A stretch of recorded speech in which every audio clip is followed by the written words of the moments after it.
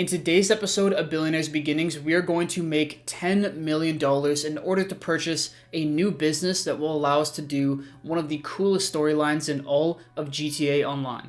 So at the time of making money for this video, auto shop contracts were triple money, making them the best way to make money in the entire game. So because of that, we first started off with a union depository contract that at the time was paying out $900,000, and it only took about 20 to 25 minutes to do. While the two setups are fairly straightforward and simple, the finale is where we have to do a little bit more work. So of course, the whole point of the contract is we are robbing the union depository, so getting into the bank vault, stealing the gold, and leaving is easy. But getting out of the union depository and then eventually getting to our final buyer is a little bit more difficult. So what I did was I took out all of the cops that were in the loading bay underground. Once that was done, I would take the left exit out of the building. Of course, I would run into a cop car with a bunch of other cop and SWAT members there, but once I take them out, you're then able to steal the cop car, drive the cop car over to the police station in the northern part of the city, take the helicopter from there, and eventually fly off to our final buyer. The contract is by far the best out of all of them, so most people know how to do this at this point, know how to do that route. And because we took that route, it only took us 25 minutes to complete that auto shop contract, and we made in total with the setups plus a finale about $830,000. But there is a 1 hour cooldown for the union depository contract, so the next thing we did was of course the Cayo Perico heist, and this time for the primary target, we got the bearer bonds. I did the Cayo Perico heist in the usual way, taking the Longfin first over to the airstrip, looting the hangar, and then going through the drainage tunnel to get into the compound. Once we're in the compound, we got through all the guards, up to the office, and then downstairs into the vault where we took the bearer bonds. And of course, to finish off the heist, I took the motorcycle from the guard outside the compound and then drove it off the edge of the island, so I was able to swim away to safety. This heist in total made just under $1.5 million, and it took me only 50 minutes. Once I'd done that, I took about a 10-minute break and then got back into another union depository contract, making me $830,000 in about 25 minutes time. So that was the end of the grind for day one. Moving on to day two, I did another Cayo Perico heist. This time I made $1.4 million. I did it the exact same way as normal, but it only took me about 45 minutes.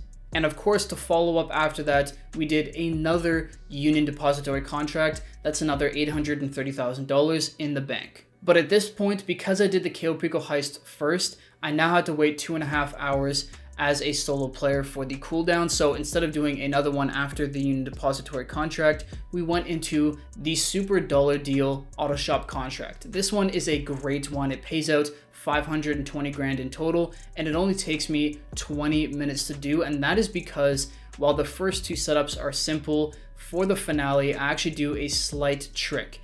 And what it is for this finale, you're actually able to enter your normal garages during the finale. So all I had to do was I put my Oppressor Mark II into the garage closest to my auto shop. When I started up the finale, I drove over to that garage, took the Oppressor Mark II out, and then was able to complete the finale really quickly. As for this finale, we had to shoot a bunch of missiles at the back of the transporter and take out the security around it. It also helped that because we had to get to the transporter on the other side of the map, having something like the Oppressor Mark II made the travel time a lot faster. So because of that simple trick, I was able to complete that auto shop contract quickly, and then we went AFK for a while before doing the union depository for the 4th time.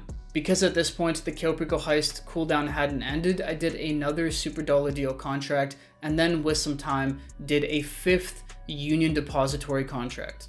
And then the final heist for the money grind was another Cayo Perico heist, except this time we got really lucky and got the pink diamond, making us just under 1.6 million on our 3rd and final run.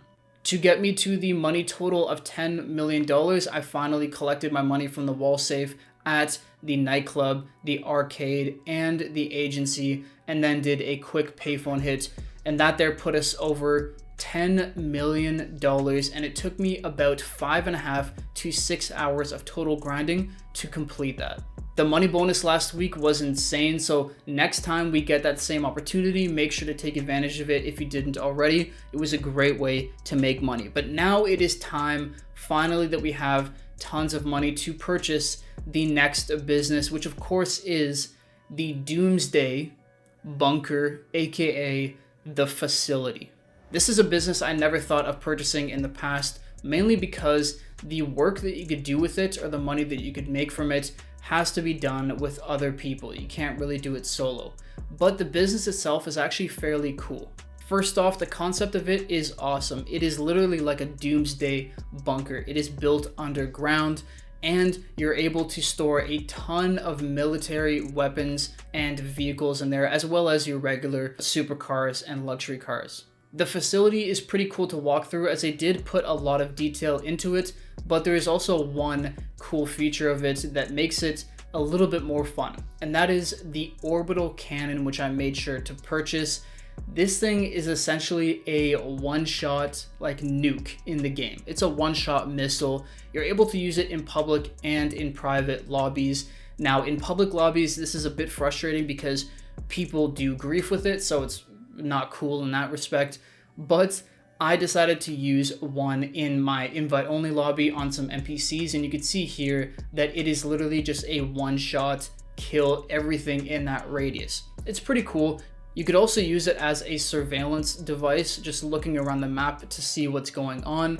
That's pretty cool, but really when you have the minimap, that really isn't that important. Although do keep in mind that it does cost $500,000 to use one of these orbital cannon shots, and there is a 48-minute cooldown once doing so.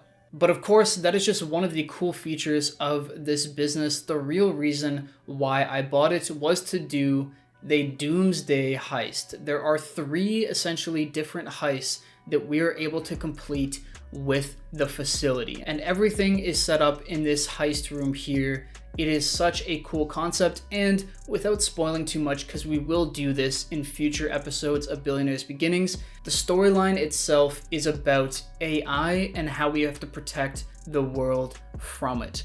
Or rather, it's about the dangers of AI going rogue or it being in the hands of the wrong people. A great storyline, a great concept, and something that could actually in some ways apply to our current real life day, which is interesting. So I'm very excited to do that. When I do it, it's going to be live commentary in a future Billionaire's Beginnings episode, and I'm going to be doing it with random people. Although if you want to do heists with me in the future, make sure to leave your PS5 gamer tag in the comment section down below. If you've made it this far in the video, you are a loyal viewer. I appreciate it. And so if you want to put your gamer tag down there, feel free to do so. We will see how things go in the future. Thank you for watching this video. I'll see you all in the next one. Peace. My work with artificial intelligence. Thinking only better.